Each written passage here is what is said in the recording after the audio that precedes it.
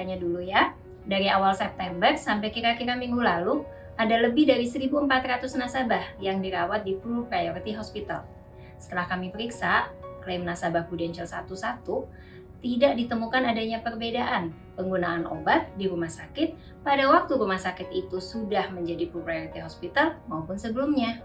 Kami juga memastikan para nasabah mendapatkan resep dari dokter sesuai kebutuhan dari keluhan penyakit yang diderita, jadi nggak benar bahwa nasabah Prudential hanya boleh diberikan obat generik. Kami juga telah menyampaikan kepada Pru Priority Hospital untuk senantiasa menggunakan obat dengan mengacu kepada daftar obat yang sama dengan pasien lainnya yang dilayani di rumah sakit tersebut. Tentunya dokter yang merawat yang akan menentukan obat yang paling tepat sesuai dengan kondisi kesehatan pasiennya. Prudential Indonesia selalu menjaga hubungan baik dengan rumah sakit, termasuk para dokter, untuk memberikan pelayanan terbaik sesuai kebutuhan medis dari setiap nasabah Prudential Indonesia. Mengenai rumah sakit adalah mitra Prudential untuk memberikan pelayanan kepada nasabah. Sama dengan mitra Prudential lainnya seperti vendor, pihak ketiga, kami melakukan review secara berkala. Review berkala ini juga dilakukan terhadap rumah sakit untuk memastikan bahwa pelayanan yang diberikan oleh rumah sakit memang yang terbaik. Nah, mengenai keuangan, kinerja keuangan Prudential Indonesia di kuartal kedua 2023 masih menunjukkan performa yang solid. Bisnis Prudential Indonesia dari sisi pendapatan premi polis bertumbuh sebesar 26%. Perusahaan terus berkomitmen untuk fokus memberikan perlindungan optimal kepada nasabah dengan menghadirkan inovasi produk dan layanan melalui transformasi digital dalam menyediakan perlindungan jiwa, kesehatan, dan finansial jangka panjang. Jadi, informasi bahwa Prudential sedang mengalami masalah keuangan itu tidak benar ya.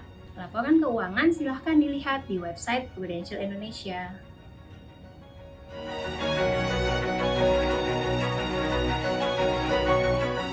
Setiap jenis produk asuransi kan ada tujuan dan manfaatnya. Produk asuransi yang dikaitkan dengan investasi atau PAID itu memberikan manfaat lebih, nggak cuma perlindungan jiwa, tapi juga potensi investasi. Tapi ingat ya, tujuan utamanya bukan untuk cari cuan, tapi untuk perlindungan. PAID dapat digunakan sebagai investasi jangka panjang untuk mendapatkan potensi keuntungan dari hasil investasi. Jadi, selain dapat memberikan perlindungan atas kesehatanmu, kamu sebagai nasabah nggak perlu lagi dipusingkan tentang dana investasi. Itu karena pengelolaan dana investasimu akan dikelola secara profesional oleh manajer investasi. Pastikan bahwa kamu telah memilih dana investasi yang memang sesuai dengan profil risiko kamu ya. Yuk pelajari lebih dalam lagi tentang PAID di sini.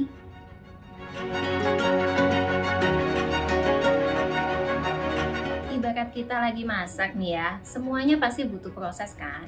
Begitupun juga dengan proses klaim. Untuk klaim rawat inap ada dua cara klaim, yaitu melalui cara cashless atau penjaminan dan cara reimbursement. Baik untuk cashless maupun reimbursement, kami akan menganalisa klaimnya sesuai ketentuan polis yang berlaku. Untuk cara pertama yaitu cashless atau penjaminan, jika klaim selesai dianalisa maka penjaminan akan diberikan. Dan jika penjaminannya diberikan maka nasabah tidak perlu membayar sendiri biaya rawat inap, kecuali ada ekses yang tidak dijamin oleh Prudential. Nasabah perlu mengecek daftar rumah sakit rekanan yang dapat memberikan layanan cashless atau penjaminan yang dapat dilihat di website kami yang terus kami perbaharui secara berkala. Untuk cara kedua yaitu reimbursement, kamu diharuskan membayar terlebih dahulu ke rumah sakit, lalu mengajukan klaim ke Prudential di mana kamu sebagai nasabah perlu memberikan dokumen atau informasi yang diperlukan. Saat klaim diterima Prudential, tim kami akan segera melakukan analisa. Jika informasinya lengkap, kami akan langsung memberikan keputusan klaim. Namun, cukup banyak juga pengajuan klaim yang terkadang kurang lengkap dokumen atau informasinya. Dan yang paling sering terjadi adalah kurangnya lampiran kwitansi beserta rincian transaksinya. Jika ada kekurangan atau ketidaklengkapan dokumen atau informasi, maka kami akan meminta kelengkapan yang diperlukan dan memberikan update terkait perkembangan proses klaimnya. Untuk mengetahui dokumen apa saja yang harus dilengkapi saat mengajukan reimbursement klaim rawat inap, Dan mengetahui apa saja yang dapat menghambat proses klaim dapat disimak pada website kami. Kami mempunyai komitmen bahwa dalam 5 hari kerja setelah dokumen atau informasi lengkap kami terima, keputusan klaim reimbursement akan diberikan. Untuk lebih lengkapnya, yuk simak informasi berikut.